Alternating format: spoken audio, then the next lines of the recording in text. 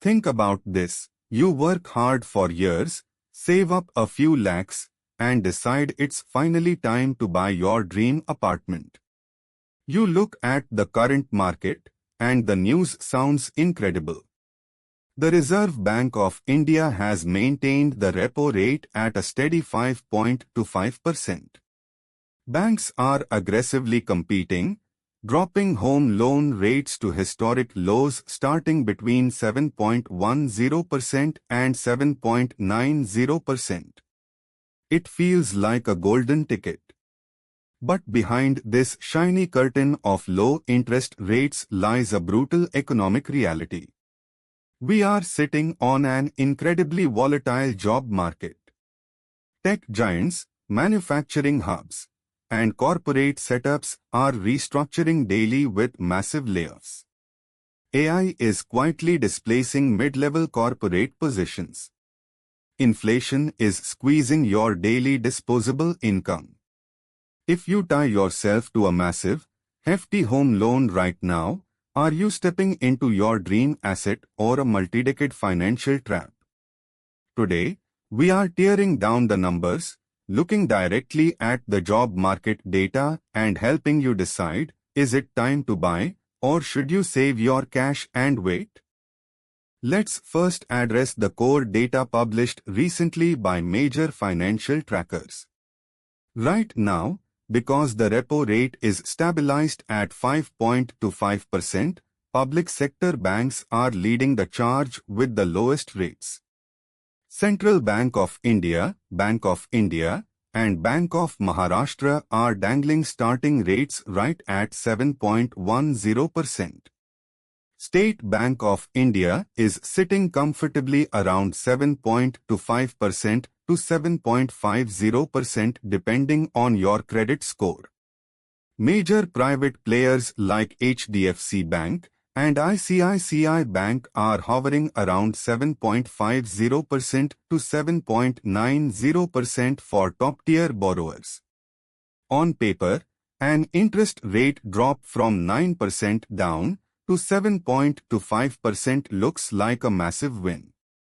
But let's look at the fine print. These are floating interest rates linked directly to the repo rate. This means if inflation spikes due to global conflicts or crude oil issues later this year, the RBI will hike rates again, and your EMI will instantly skyrocket. Furthermore, these ultra-low rates are strictly reserved for people with a CIBIL score above 750 or 800. If your score is even slightly lower, or if you are self-employed, you are looking at actual rates closer to 8.5% to 9.5%. Do not fall for the starting from marketing gimmick without verifying your exact eligibility profile. Now, let's talk about the elephant in the room, your income security. A home loan is a 15 to 20-year psychological and financial contract. For you to successfully pay off that loan, your salary needs to remain stable or grow every single year for the next 2 decades. Can you guarantee that in today's economic climate? Look around the global and Indian corporate landscape. White-collar hiring has hit a massive slump. Companies are no longer giving out 30% or 40% hikes during job switches. Instead, they are focused on lean operations. Generative AI tools are streamlining workflows so fast that jobs that required 5 people now only require 1. If you take a hefty loan where the EMI consumes 50% of your take-home salary, you are operating with zero margin for error. If your company downsizes, or if you face a salary cut, or even a prolonged 4-month job hunt, how will you pay that EMI? The bank does not care about market crisis, they only care about their money. Defaulting on a home loan doesn't just hurt your CIBIL score, it risks the forfeiture of your hard-earned property. Let's run a realistic simulation so you see exactly where your money goes. Imagine you are buying a house worth 1 crore rupees. You scrape together a 20% down payment of 20 lakhs, and you take a home loan of 80 lakhs for a 20-year tenure at an optimistic interest rate of 7.5%. Do you know what your monthly EMI is?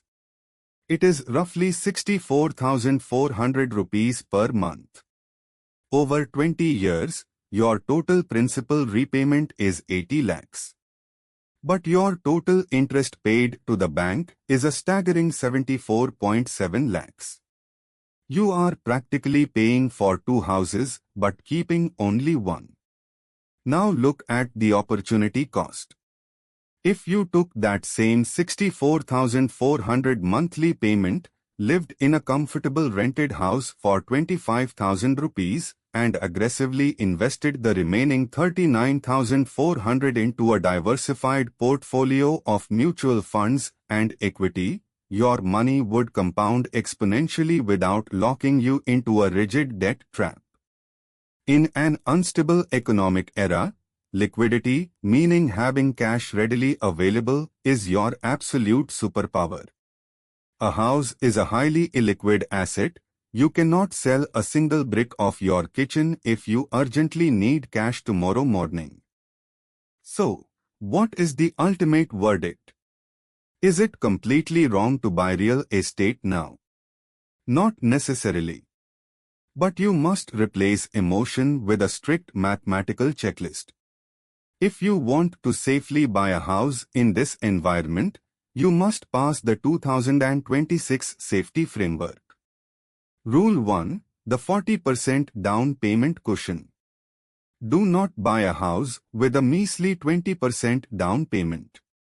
In a volatile job market, aim to pay 35% to 40% upfront to keep your principal loan and EMIs completely manageable. Rule 2. The 35% EMI cap. Your total home loan EMI must never exceed 35% of your mandatory monthly take-home salary. If your household income is 1.5 lakhs, your EMI must stay under 52,000 rupees. Rule 3. The 12-month war chest. This is non-negotiable. Before you pay a single rupee to a builder, you must have a separate, untouchable emergency fund that holds at least 12 months' worth of EMIs and basic living expenses. If a crisis hits, you can survive a full year without panic.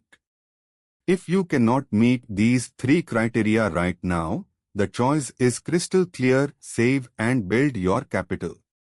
Do not let societal pressure or cheap interest rate advertisements force you into reckless leverage. At the end of the day, a home should give you peace of mind, not sleepless nights wondering if next month's salary check will clear your bank dues. Use this period of low interest rates to analyze properties, negotiate hard with builders who are desperate for cash buyers, and systematically grow your down payment fund in low-risk instruments.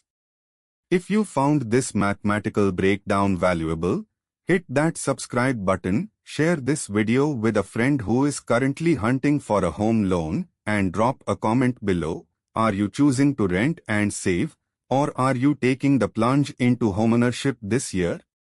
Stay smart, stay invested, and I'll see you in the next video.